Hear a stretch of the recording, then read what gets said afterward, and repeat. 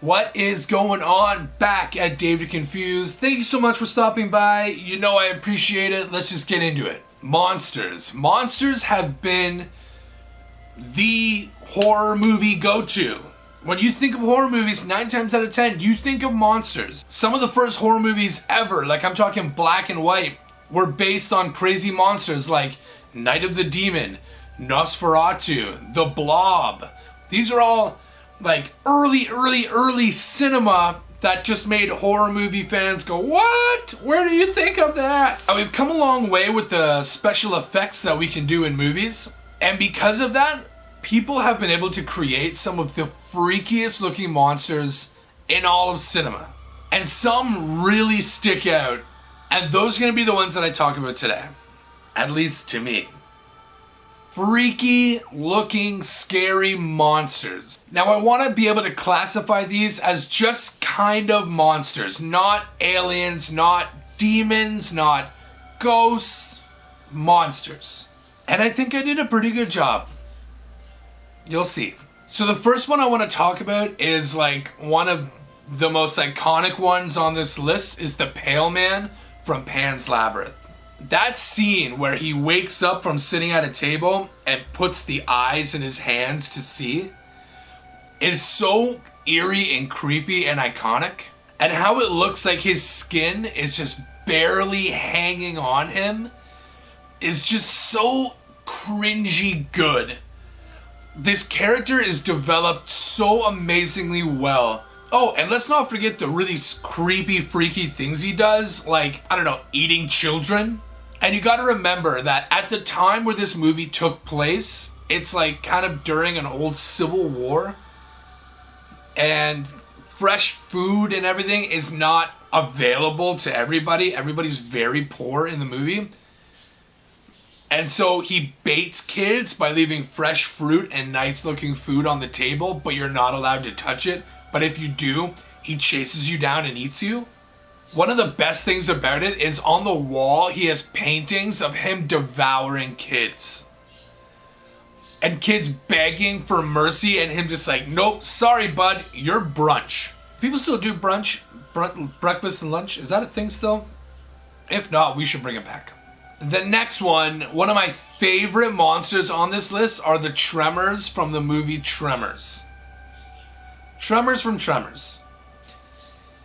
In the movie, they call them graboids, but let's be honest, that's a dumb name, so we're just going to stick with Tremors. These are like prehistoric slug-like monster dinosaur things that go underneath the ground and grab their prey from underneath and pull them under. Now, they have this giant beak-like mouth with like sharp edges on it, and then it's got tentacles that come out, and each tentacle has a mouth on it that grabs you to help pull you in. Like, you know how the alien, the xenomorph alien, has that one mouth that comes out? Imagine fighting something that's got like 6. One of the coolest part about these monsters is they're super smart. They learn easy. When one of them dies doing something, the other ones are like, nope, I'm not gonna do that, sorry. And they kind of come in all shapes and sizes. Like, some of them walk around, some of them stay underground, some fly. Like, it's all part of this monster's eco. But Tremors itself is such an awesome, campy, corny horror movie. If you haven't seen it, go see it. It's got Kevin Bacon in it, so you're welcome. Third on the list. These bad boys are called crawlers from the movie Descent. So the story of the movie is a bunch of females go underground to like kind of like spelunking, where you like explore caves and everything. And they're in these caves like really far underground under rocks and everything. And it collapses and they get stuck in there. What they don't know, what's living in this area are crawlers. They're humanoid-like monsters that feed on animals and living beings underneath the rocks. And they're totally blind because there's never light there. So they've developed not needing sight, but go off hearing and scent. But they're so creepy looking and pale, and they got fangs, and they're so agile where they jump off rocks and do somersaults and stuff like that. And they know exactly how to kill you quick by biting you on the neck where the jugular and spinal cord is located. The neck, man's greatest weakness. Very similar to vampires, they have fangs, they have talons and claws, and they live in the dark. And Descent is another amazing horror movie that if you haven't seen, you should definitely check out. And last but not least, this one is a big one. The Gentleman from the Buffy the Vampire show. Okay, total honesty here, I'm not a huge fan of the show. My wife really likes it, and I've seen a bunch of episodes, and I saw the original Buffy movie about the vampires, and I really liked it. But one thing this show did right is the Gentleman. These humanoid-like monsters don't walk anywhere, they just float. And it's the creepiest thing watching it. They have kind of a demonic face to them, and they have metallic teeth. They always wear a well-pressed suit because they're gentlemen, and that's what gentlemen do.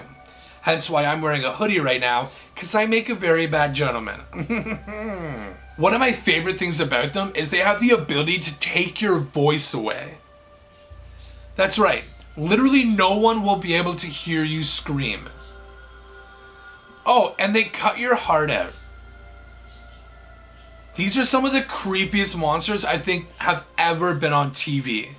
And I bet you they still cause people nightmares today, when this show was pretty well much on in the early 2000s.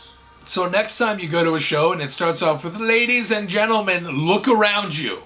Just make sure they're not talking about these gentlemen. Well, thank you so much for checking out my list of freaky monsters. What are some monsters that you know of in movies, shows, comics, whatever, video games, whatever? Put them in the comments below. I've got a lot of really cool things happening for this channel right now, and I can't wait to tell you more about it. So keep watching. Every time I put up a video, check it out, because there's going to be something coming up and you're going to want to know. And you're probably going to want to be part of it. So thanks again for stopping by. I'm Dave, still confused, and at least our dogs aren't werewolves. Peace.